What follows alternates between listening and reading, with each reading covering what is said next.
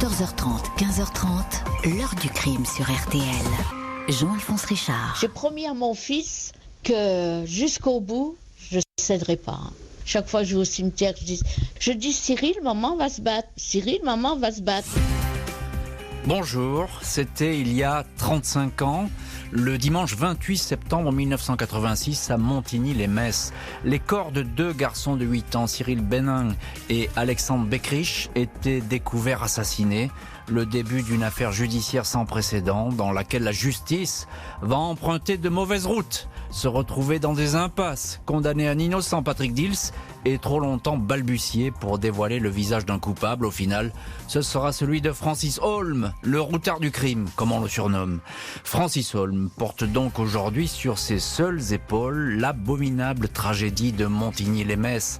Même si 35 ans après, le trouble demeure, des questions restent en suspens. Et en premier lieu, celle-ci, Holm était-il vraiment tout seul pour ôter la vie aux enfants? La piste du deuxième homme peut-elle être totalement écartée? Ce double crime cache-t-il encore des secrets? Autant d'interrogations que nous allons passer en revue aujourd'hui avec nos invités. 14h30, 15h30, l'heure du crime sur RTL. Aujourd'hui dans l'heure du crime, le double meurtre de Montigny-les-Metz et l'ombre de Francis Holm, affaire qui commence dans cette commune limitrophe de Metz à l'été 1986 avec une abominable découverte. Ce dimanche 28 septembre 1986, Cyril Benin et Alexandre Beckrich, tous deux âgés de 8 ans, ont décidé d'aller jouer sur le talus de la SNCF dans le quartier de la rue de Venizelos à Montigny-les-Metz. Cette butte, plantée d'arbrisseaux et de broussailles, encombrée de quelques wagons de marchandises désaffectées, est le terrain de jeu favori des enfants du coin. Cyril et Alexandre habitent tout à côté. Ils ont pris leur vélo. À 17h15, un couple les a vus déposer leur bicyclette et grimper sur le talus, le dernier signe de vie des deux garçons. Vers 19h20, alors que le soir commence à tomber, la mère d'Alexandre, inquiète, se manifeste. Les vélos n'ont pas bougé. Une demi-heure plus tard, les enfants sont découverts morts sur le talus. Le décor est insoutenable. Les gendarmes constatent que les deux victimes ont été massacrées à coups de pierre. La première constatation, c'est le déchaînement de violence. J'ai fait beaucoup de scènes de crime, je n'en ai rarement vu de telles, se souviendra le lieutenant-colonel de gendarmerie Francis Hans. Alexandre Beckrich a eu la boîte crânienne éclatée, son pantalon et sa culotte sont baissés en bas des cuisses. Cyril Benin repose lui sur une traverse de chemin de fer, le crâne enfoncé de 10 cm dans le sol. À 20h30, le médecin légiste évalue au toucher, il n'a pas de thermomètre. L'heure du décès, à moins de 3 heures, dit-il. Il ne peut pas être beaucoup plus précis. L'enquête de voisinage commence. Aucun témoin direct des faits. Sur ce site, légèrement excentré, personne n'a vu ou entendu quoi que ce soit. Le SRPJ de Metz pense à un crime de voisinage, une ou plusieurs personnes qui connaissent bien le coin et ont pu suivre les enfants. Parmi 3 hommes entendus au mois d'octobre figure un certain Patrick Dils, 16 ans, un jeune apprenti cuisinier, un voisin des Beckrich et des Benin. Il a l'habitude de venir traîner dans le coin. Il vient fouiller dans les bennes à ordures pour y chercher des enveloppes et décoller les timbres dont il fait collection. Dils est relâché, mais l'inspecteur Bernard Varlet, en charge du dossier au SRPJ, le reconvoque au mois de décembre. Un couple est formel. Il dit avoir entendu des pleurs d'enfants le soir du crime et surtout avoir aperçu l'apprenti cuisinier. Témoignage qui s'avérera inexact, mais qui est retenu. L'inspecteur Varlet dispose également des confidences d'une personne dont il ne veut pas révéler le nom, mais qu'il a mis sur la piste de Dils. 30 heures de garde à vue pour Patrick Dils qui craque. Il avoue avoir frappé sans raison les enfants à coups de pierre. Il ne peut pas dire pourquoi. Il était dans un état second. C'est comme si ce n'était pas moi, dit-il. Aveu réitéré auprès de la juge Mireille Maubert. Mai 1987, Patrick Dils est inculpé d'homicide volontaire incarcéré à la prison de Metz. Peu importe que Patrick Dils se rétracte et indique avoir avoué pour avoir la paix. Peu importe que la reconstitution n'ait pas été concluante, l'apprenti cuisinier étant incapable de situer l'emplacement des corps. Nous sommes passés à 2 reprises à l'endroit du meurtre sans que l'accusé s'arrête et dans une indifférence totale, est-il noté dans le procès verbal. Peu importe encore qu'à l'heure du crime, Patrick Dils était en voiture avec ses parents de retour d'une journée passée à la campagne. Où qu'il soit, selon les experts, une personne vulnérable avec l'âge mental d'un enfant de 8 ans. Le 27 janvier 1989, Dils est condamné à la perpétuité. Fait rarissime, la Cour lui refuse l'excuse de minorité souvent accordée aux jeunes criminels. Ses avocats vont se battre pour obtenir la révision du procès, mais la Cour de cassation refuse à 2 reprises. Il n'existe aucun élément de nature à douter de la culpabilité du condamné, écrivent les juges. Il faudra donc attendre l'apparition d'un certain Francis Holm pour que l'affaire change du tout au tout. On va bien sûr parler de Francis Holm et très longuement dans cette heure du crime, mais pas tout de suite. On est là au début de l'affaire et c'est vous qui allez ouvrir le feu, si je puis dire. Nicolas Bastuc, bonjour. Bonjour. Vous êtes rédacteur en chef au service société de l'hebdomadaire Le Point. Et à l'époque, vous aviez suivi cette affaire pour le journal Le Quotidien, l'Est républicain, le grand quotidien de Nancy. Alors, on a affaire à une scène de crime quasiment insoutenable, j'ai envie de dire. Qu'est-ce qu'elle raconte, cette scène ? C'est un acte de folie pure, presque. Oui, un acte cruel, barbare et un déchaînement de violence inouï, puisque l'un des 2 garçonnets, ils avaient 10 ans à l'époque, tous les 2, eh bien, on a retrouvé son cadavre enfoncé dans le sol. C'est ça. Hein. Voilà. Et puis un procédé assez inhabituel, puisque les 2 enfants sont morts par lapidation, donc frappés à coups de pierre, ce qui est une signature criminelle assez singulière. Oui, c'est ça. Il n'y a pas de coup d'armes blanches, etc., ou d'armes à feu. Hein. On est bien d'accord. Cette scène de crime, elle est presque comme le crime de la préhistoire, j'ai envie de dire. Hein. C'est ça. Oui, quelque chose de très archaïque. Pas de traces de violence sexuelle non plus, de viol ou d'agression sexuelle. L'un des 2 enfants a simplement le pantalon à demi abaissé. Comme si on avait voulu lui donner une ultime correction, hein, c'est un peu ça. Hein, peut-être. En tout cas, ça y ressemble. Est-ce que, selon vous, parce que là, ça va être une des questions centrales aussi, on se dit d'abord qui a fait ça, évidemment, mais est-ce que ça peut être le crime d'une ou plusieurs personnes ? On ne sait pas. On ne sait pas, mais on peut raisonnablement penser que 2 personnes ont dû s'associer pour commettre ce crime effroyable, parce que quand même tenir en respect 2 garçons qui étaient réputés pour être des garçons dynamiques, vifs, assez solides, eh bien un seul homme, peut-être que ça ne suffit pas. C'est ça, c'est-à-dire que quand vous dites tenir en respect, l'un des 2 aurait pu partir finalement. Hein, aurait pu se sauver, se débattre, alerter les secours, voilà. Or les 2 petits cadavres sont retrouvés côte à côte. Sur le ballast que vous évoquiez. Que dit l'enquête au début ? Comment ça fonctionne ? C'est le SRPJ de Metz, je crois, qui s'est emparé de cette histoire. Hein ? Donc, oui, qui est saisi. Il fait une enquête de voisinage, c'est ça ? Une enquête de voisinage. Il faut souligner Alors, j'étais pas encore journaliste à cette époque. Moi, je suis arrivé un petit peu plus tard, notamment pendant toute la phase de révision. Mais aussi, j'étais là quand Patrick Dils a été jugé en 89 de mémoire. Une émotion terrible à Montigny-lès-Metz, en Moselle, dans ce territoire proche de la frontière. Beaucoup d'émotions, et puis il faut le dire aussi, une certaine fébrilité et des services de police pressés de mettre un nom sur ce crime horrible. C'est toujours le problème avec ce genre de crime, c'est qu'il y a une pression sur les équipes policières, ou de gendarmes d'ailleurs, qui est vraiment intense. Et là, il faut absolument trouver le coupable. C'est impossible qu'il passe à travers des mailles. Vous connaissez bien ce lieu, cette butte de la SNCF. Dites-nous à quoi ça ressemble et pourquoi finalement on n'a rien vu, rien entendu.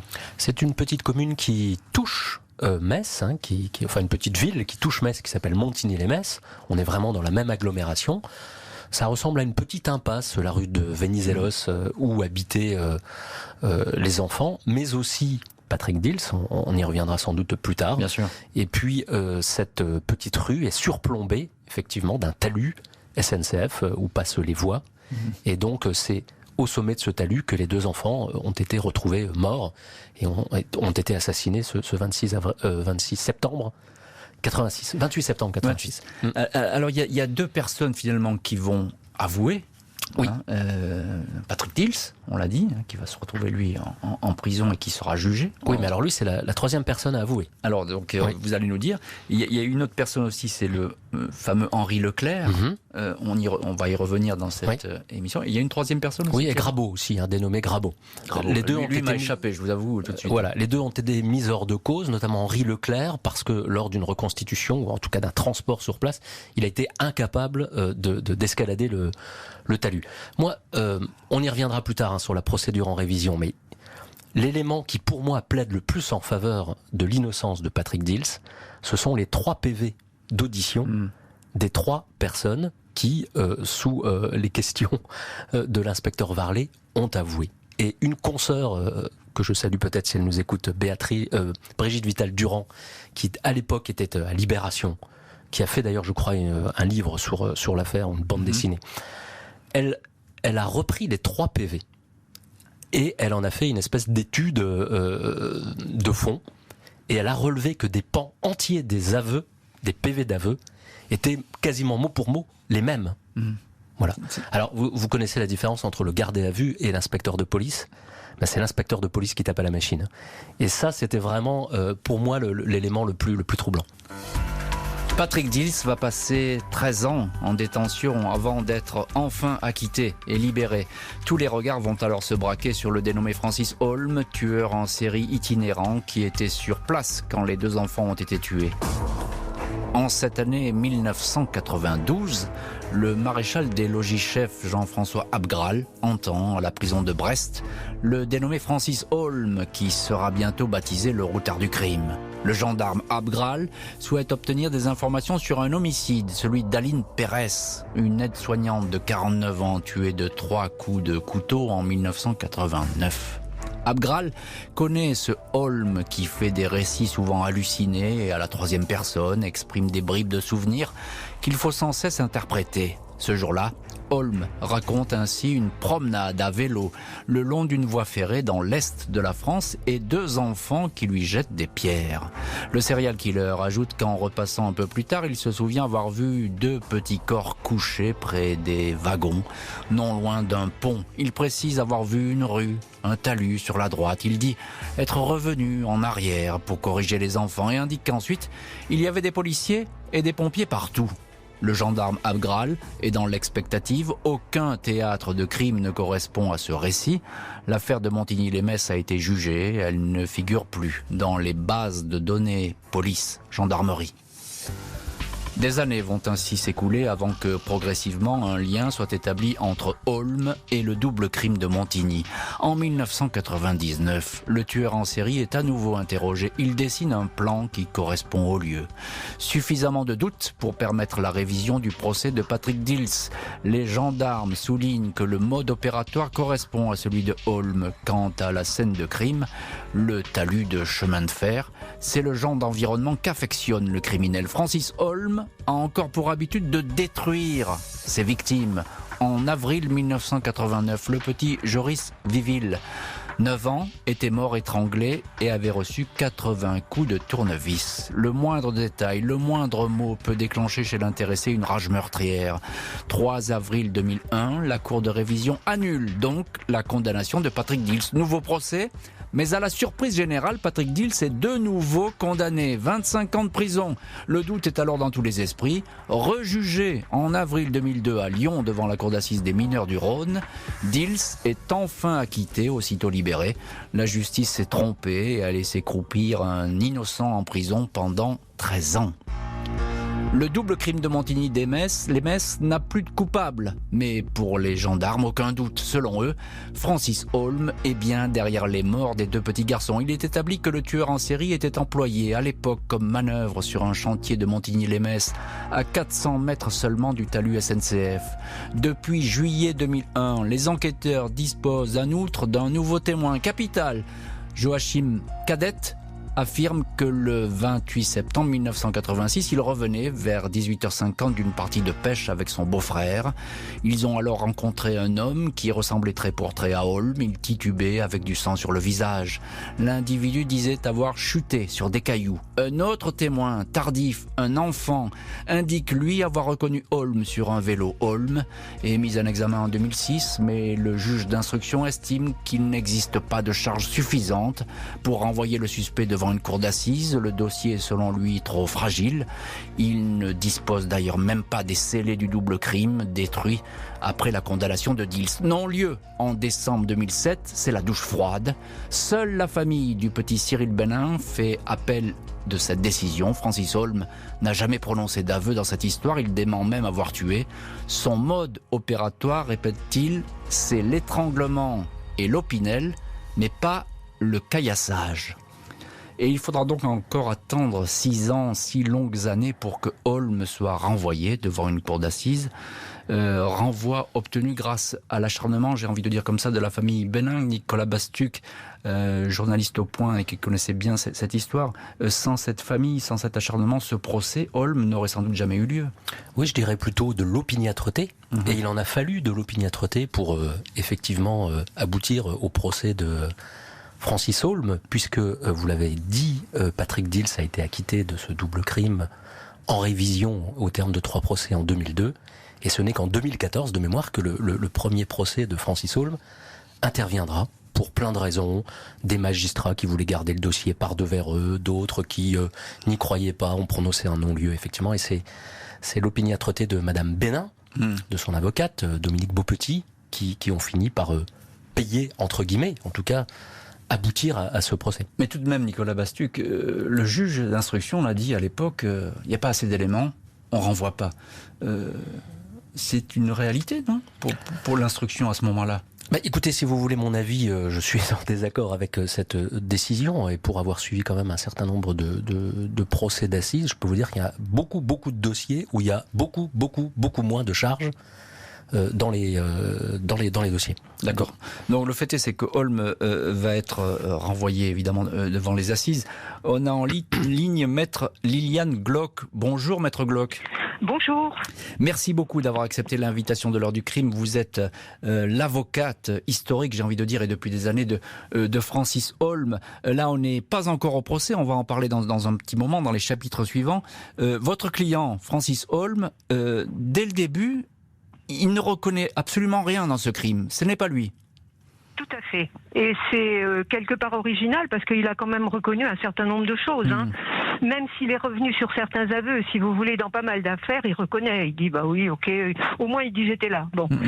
Et dans cette affaire-là, en effet, il a toujours contesté et il conteste toujours. Oui, il a jamais varié dans ses explications, ou pas d'explications, comme on voudra, puisque effectivement... pas d'explications. Les explications négatives, c'est difficile. Oui. C'est difficile de prouver qu'on est innocent, finalement. Alors, maître, il y a tout de même ces témoins, je l'ai dit, qui l'ont vu ensanglanté. Il y a le fait qu'il travaille pas très loin de cette butte SNCF. Un petit témoin l'a vu aussi monter sur une bicyclette. Ça fait quand même beaucoup, non? Oui, ça fait beaucoup. Pas tant que ça. On a le PV de M. Abgral, vous l'avez évoqué. On a les pêcheurs, on va les appeler comme ça, puisqu'ils étaient 2. On a toujours dit les pêcheurs. C'est quand même des gens qui se manifestent extrêmement tard et on se demande pourquoi. Je veux bien que Francis Holm ne soit pas apparu immédiatement sur la scène publique. Mais enfin, à partir du moment où il est incarcéré, c'est bon, je veux dire, tout le monde pouvait se manifester. Or, personne ne se manifeste. C'est quand même un peu... Le PV de M. Abgral, j'ai jamais vu ça en 40 ans d'exercice de la profession. Un gendarme qui recueille d'un type qui considère déjà comme un meurtrier ce genre de déclaration, et il les note pas, nulle part, même pas dans un brouillon, rien. Il en parle seulement des années après, à la demande de la défense d'un autre accusé, qui sera évidemment acquitté, mais défense qui fait son travail, quoi. C'est normal. Mais je veux dire... l'enquêteur sollicité par la défense d'une des parties, c'est quand même original. C'est-à-dire que ce que vous nous dites, et vous allez le répéter d'ailleurs au procès, c'est qu'on a Holm sous la main et que ça arrange tout le monde. C'est ça que vous nous dites, maître, tout simplement. ça arrange tout le monde et ça ne dérange personne. Francis Holm, quand il est mis en cause pour l'affaire des enfants de Montigny, il est déjà condamné à perpétuité, mesure de sûreté maximum. Hein. Donc ça veut dire que cette affaire, au sens de la peine, ça va pas changer son destin. Hein. Oui, tout à fait. Nicolas Bastuc, encore une petite question. Je l'ai dit, Dils innocent, des questions autour de la présence de Holm, ou en tout cas de sa culpabilité. Un dossier qui paraît être un peu mal en point. C'est pas terrible comme départ, non ? Alors vous disiez ça arrange tout le monde. Non, ça n'arrange personne, puisque à Metz, à Montigny-lès-Metz et dans les milieux judiciaires, la culpabilité de Patrick Dils ne faisait aucun doute.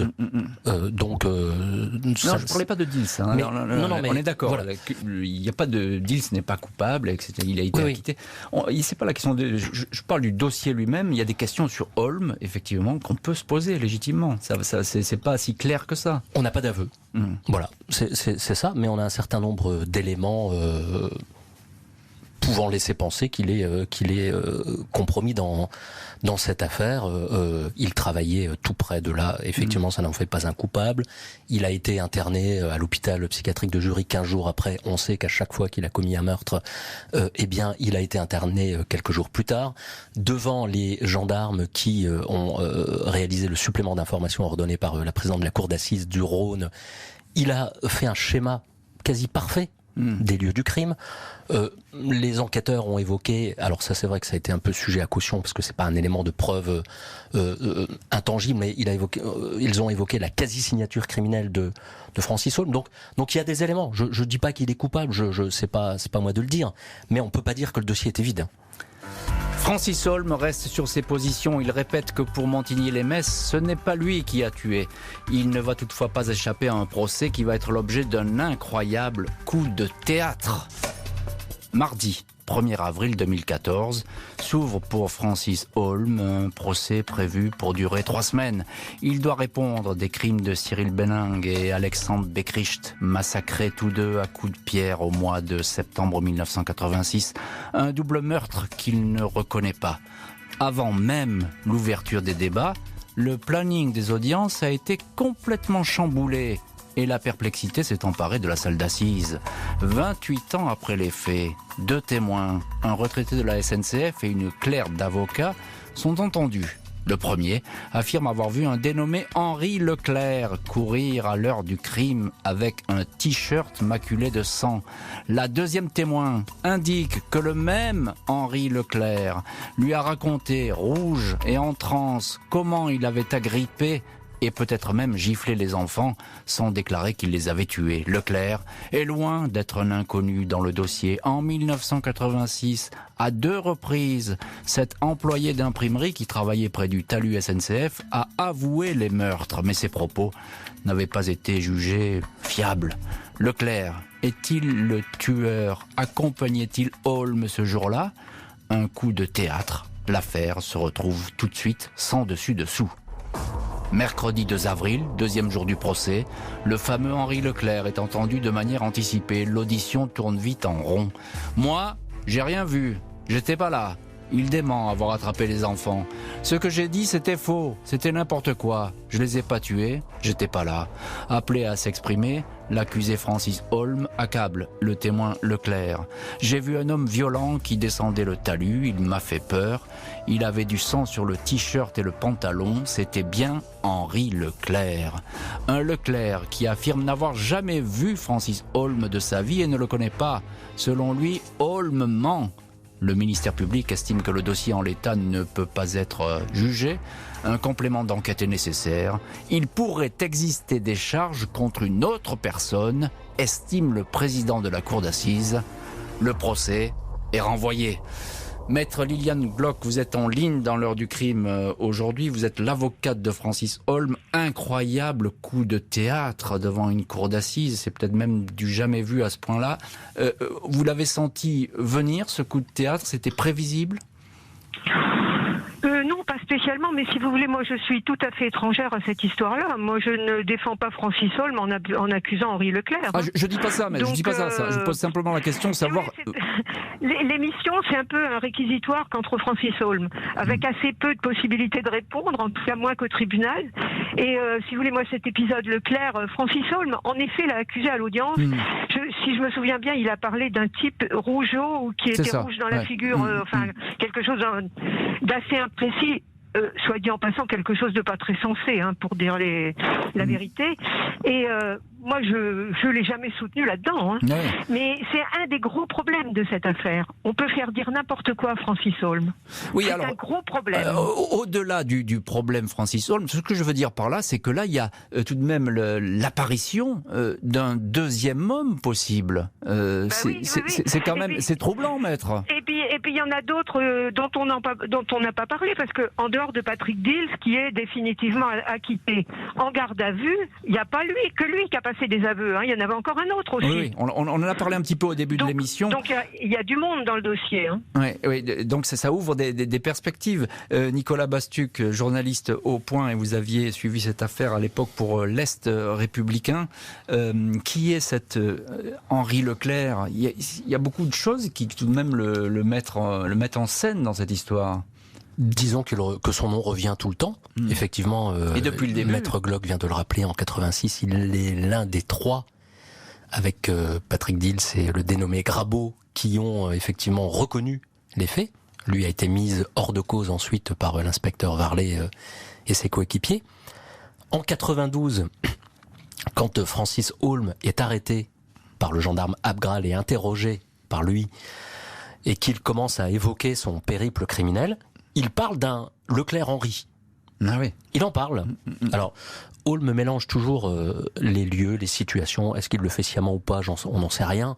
Mais en tout cas, il est pas suffisamment structuré pour avoir une chronologie précise. En tout cas, il parle de Leclerc-Henri. Et puis, pendant le supplément d'information, Holm sera réentendu et effectivement, il cite nommément Henri Leclerc. Henri Leclerc. Leclerc, il est dans le... Ça n'en fait pas un coupable. Hein. Non, et on verra ce qui va advenir de lui dans la suite dans cette heure du crime. Mais ce que je veux dire par là, c'est que cet Henri Leclerc, il y a un fil rouge, hein, finalement. Tout à fait. C'est un des acteurs, malgré lui peut-être, mais de malgré lui, ça c'est sûr. Il est là de bout en bout. Oui, c'est ça. Donc, c'était un peu le gardien des poubelles qui était situé au bas du talus et dans lequel Patrick Dils allait chercher des timbres.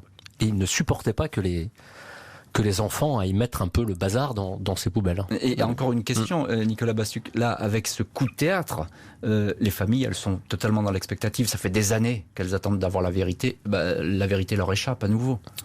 Oui, alors elles sont dans l'expectative. Il y a quand même un clivage entre les deux familles. La famille du petit Alexandre est convaincue et sera convaincue jusqu'au bout, sans doute l'est-elle encore, de la culpabilité de Patrick Dils, qui a été définitivement innocenté par la justice. Il faut le répéter. Madame Bénin, elle, ce qu'elle veut, c'est la vérité. Et ce qu'elle dit quand Patrick Dils est acquitté, c'est si c'est pas Dils, ok, d'accord, je m'en remets à la décision des cours d'assises. Mais alors qui ? Après ce coup de théâtre, Francis Holm va devoir attendre 2 ans pour être fixé sur son sort. 2 ans pour savoir s'il comparaîtra seul ou en compagnie d'un complice. Ce mardi 25 avril 2017, Francis Holm est tout seul dans le box des accusés de la cour d'assises. Henri Leclerc, le manutentionnaire de Montigny-les-Metz, reconnu par des témoins, n'a finalement pas été renvoyé, pas assez d'éléments contre lui, a conclu la chambre de l'instruction. Holm, seul accusé, continue à dire qu'il n'a rien fait dans ce dossier. La seule personne avec qui il communique vraiment, et ce depuis toujours, est sa sœur Christine. Elle vient témoigner, raconte l'enfance misérable de la famille, décrit ce frère, éternel solitaire, n'ayant qu'une passion, le vélo.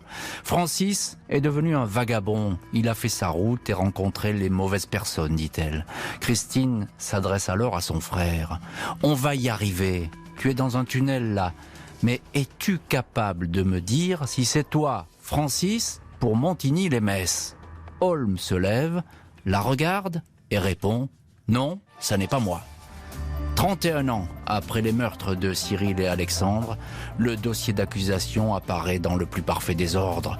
Le président de la Cour a hérité d'une procédure incomplète et approximative. Il a même du mal à obtenir les heures précises des décès, c'est dire. Les médecins appelés à la barre ne se souviennent plus. Plusieurs témoins manquent à l'appel. 5 ne viennent pas, 2 sont morts, d'autres sont vieux et malades. Le chef d'enquête, Bernard Varlet, en prend pour son grade.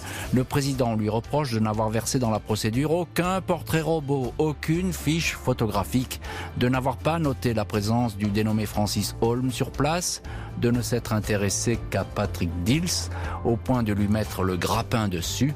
Les familles de Cyril et Alexandre apparaissent éreintées par toutes ces années. Le 17 mai, Holm est condamné à la perpétuité. Nicolas Bastuc, journaliste, et aujourd'hui dans le studio de l'heure du crime, vous avez suivi toute cette affaire et vous connaissez très bien ce dossier. Il y a une énorme surprise quand même. Le fameux Henri Leclerc n'est pas là. Qu'est-ce qui a pu se passer ? On est un peu surpris par cette absence quand même. C'est l'appréciation souveraine des juges du fond, comme disent les juristes. De la chambre de l'instruction, c'est ça ? Oui, en 2006, le juge d'instruction refuse de renvoyer Holm aux assises, estimant que les charges sont insuffisantes. La chambre de l'instruction, 10 ans plus tard, refuse de renvoyer Henri Leclerc, estimant que les charges ne sont pas suffisantes. Et que dire de plus ? Il y avait des éléments troublants. Voilà. Il faut bien le souligner, ça, parce qu'effectivement, il y avait des éléments troublants concernant Henri Leclerc. Je ne dis pas contre lui, mais en tout cas, qu'il y avait un faisceau d'indications qui pouvaient le conduire aux assises, il faut le dire comme ça. Voilà. Ces éléments constituaient-ils des charges suffisantes ? Les juges ont dit non. C'est un peu tout le drame de ce dossier. Il n'y a pas de preuves matérielles. C'est un dossier qui, dans un premier temps, est construit sur des aveux.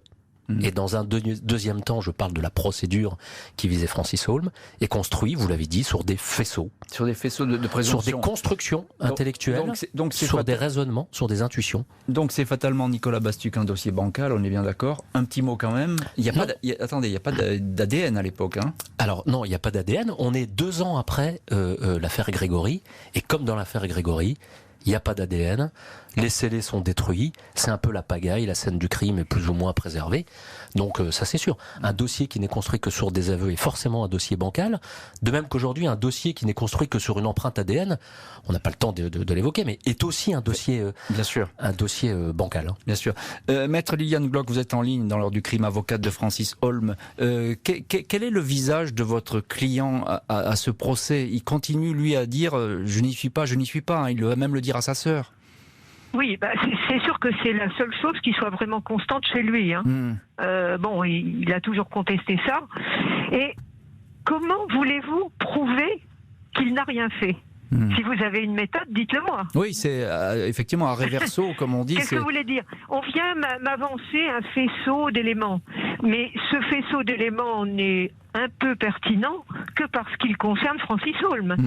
Les mêmes éléments contre Monsieur Dupont travaillant dans l'entreprise du coin, on trouverait que c'est pas pertinent. Il habite juste à côté. Ben oui, bon, si c'était pas Francis Holm, on ne le dirait même pas. On vient dire le crime porte sa quasi-signature. Mais c'est pas vrai du tout. Malheureusement, je le dis sans faire d'ironie parce que c'est triste. Il n'a pas de quasi-signature. C'est l'expérience démontre que il a tué n'importe qui, n'importe quand. Voilà, quand même. Donc parler de quasi-signature, c'est se moquer du monde. Voilà, tout est comme ça. Alors le faisceau, il est comme ça. Francis Holm reprend le chemin de la prison de la centrale d'Insisheim en Alsace, frappé d'une nouvelle condamnation. Les familles n'en ont pas fini pour autant avec ce marathon judiciaire. Le condamné a fait appel. Le 4 décembre 2018, Francis Holm est à nouveau confronté en solitaire aux photos des 2 corps ensanglantés des petits Cyril Benin et Alexandre Beckrich. Il ne bronche pas, il ne varie pas dans ses déclarations, il n'a rien à voir avec ces meurtres. 3 semaines d'audience n'apportent aucune révélation majeure, comme si cette fois, le dossier était définitivement figé. Sans grande surprise, Holm est à nouveau condamné à la perpétuité. Chantal Benin, la mère de Cyril, souffrant depuis des années d'un cancer, craignait de mourir sans connaître la vérité. Elle s'éteindra quelques mois après la condamnation. Mon combat est terminé, voilà. J'étais jusqu'au bout. Je l'ai promis à mon Cyril que maman irait jusqu'au bout. Et puis, vous savez, de ressasser quand vous entendez comment votre gosse a été tué, c'est très très dur. Je le souhaite à personne, à personne. En juin 2020, après le rejet du pourvoi formé en cassation par la défense de Holm, Jean-Claude Benin, père de Cyril, se déclare soulagé tout en émettant quelques réserves. Je me demande toujours qui a frappé les enfants car je suis sûr que Holm n'était pas seul. Maître Dominique Rondu, avocat de la famille Beckrich, déclare de son côté « C'est une affaire qui se clôture définitivement mais qui nous laisse un goût amer. Maître Liliane Glock, avocate de Francis Holm, un goût amer, un goût d'inachevé, une histoire sans fin. C'est un peu comme ça que vous voyez cette procédure très longue?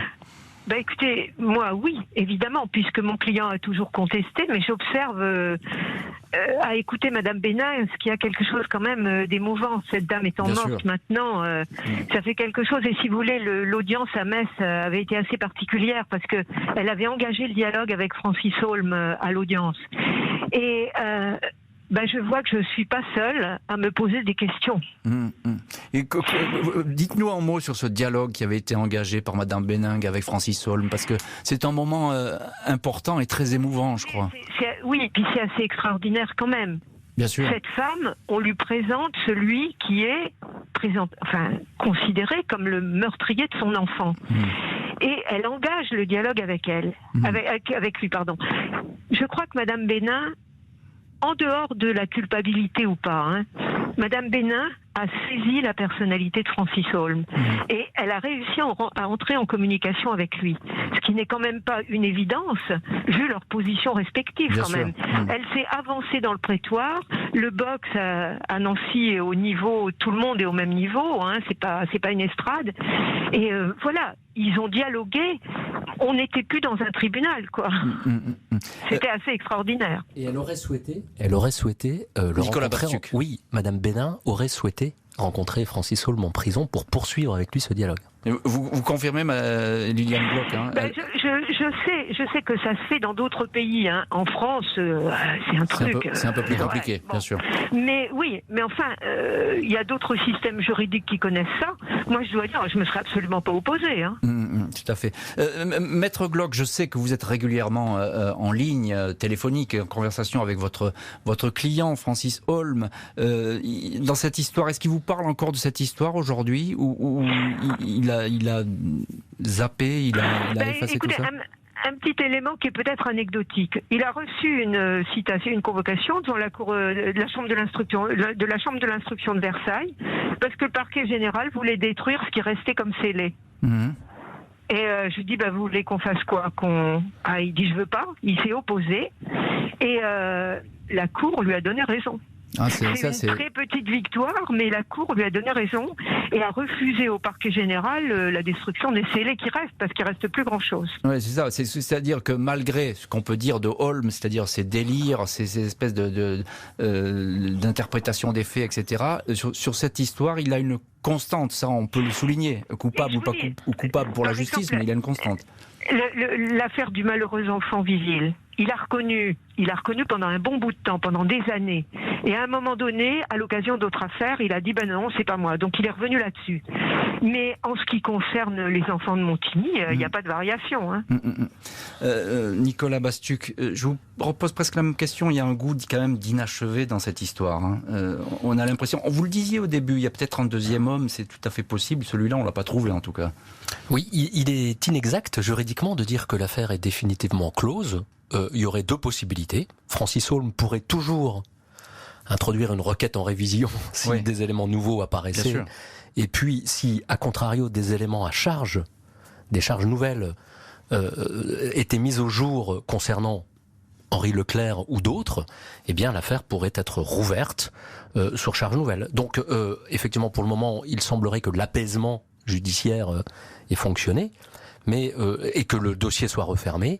Mais juridiquement, il y a la possibilité toujours de le rouvrir. Tout n'a pas été dit, peut-être, dans cette histoire. La justice il y a des gros points d'interrogation encore. On est d'accord, il y a une vérité judiciaire. Holm a été jugé, il a été condamné, on est d'accord. Oui. Mais tout de même, il y a toujours cette espèce de sentiment encore de doute et de questionnement qui perdure. Forcément, vous l'avez rappelé, il a fallu 33 ans pour arriver à une décision qui arrive au bout de 33 ans est forcément un petit peu fragile.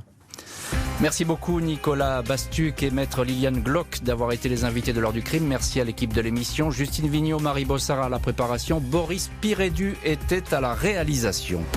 L'heure du crime, présenté par Jean-Alphonse Richard sur RTL.